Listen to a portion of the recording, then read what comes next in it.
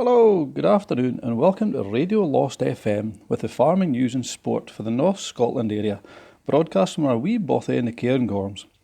Since we have no mains power, we are again relying on battery power, and we are grateful to local supplier Ever Ready, Stephen Eddy, for his help in sourcing 6 tractor batteries to see us through. And first, the news.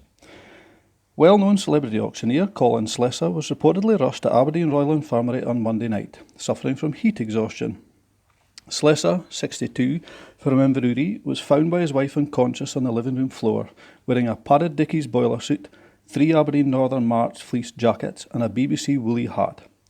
NHS doctors confirmed he was admitted with a very high temperature, but cooled down after the removal of all layers.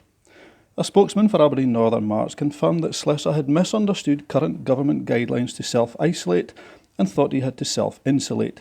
The team at Aberdeen Royal Infirmary wished Slessor a speedy recovery and issued an apology for cutting his simmet. Ringlink Scotland Managing Director Graham Bruce also spent the night in hospital after suffering what is thought to have been a mild heart attack. Bruce, 57, from Lawrence Kirk, had reportedly just ordered 50 new embroidered white shirts with matching ties for office staff, but they are now all working from home wearing jammies, with the exception of training manager Peter Wood, who prefers his Yogi Bear onesie.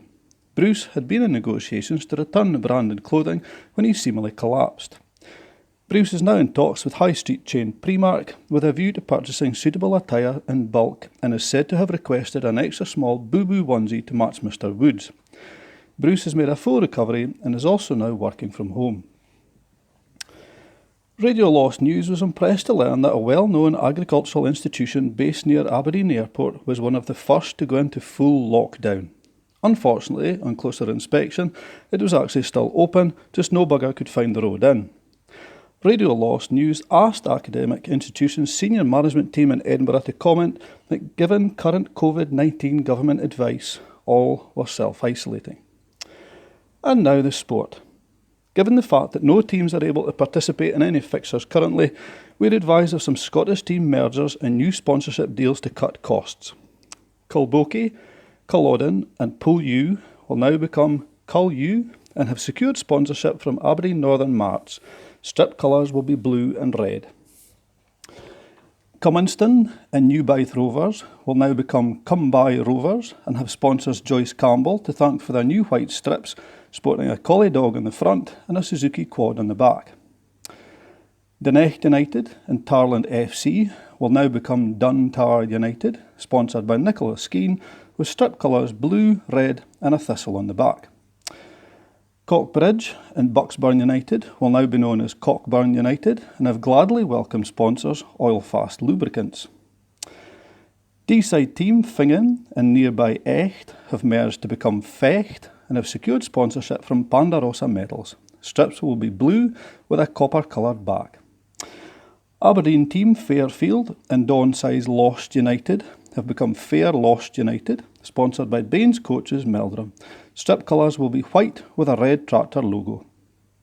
North teams Walligo and Far are now Walligo Far. Sponsors are Pentland Ferries and strip colours red and white. And news just in. Due to the current downturn in the delivery of training courses, Ringlink Services have launched a range of new short courses to suit employers' future needs. An aircraft pilot's refresher course is now available. This will probably be a one-day course but may stretch to 2 if required. Course content includes basic maintenance, chicane manoeuvres, loading goods, runway takeoff and landing. Ringlink are looking to recruit keen aviation instructors to deliver this new course. Prospective trainers must have a minimum 2 years drone experience, have experienced a Western Isles return flight in winter, have operated a remote control plane or operated a minimum 36 metre rigid boom self-propelled sprayer on Dawnside arable land.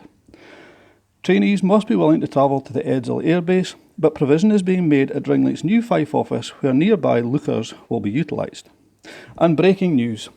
Unconfirmed reports that local entrepreneur and part-time farmer Alistair Smart appeared at Aberdeen Sheriff Court yesterday. Smart, 47, who confirmed his address as being Duke's side of Alford, is reportedly said to be involved in the supply of faulty workwear to a local Inverurie auctioneer, who for legal reasons cannot be named. Sheriff Mann released Smart on bail.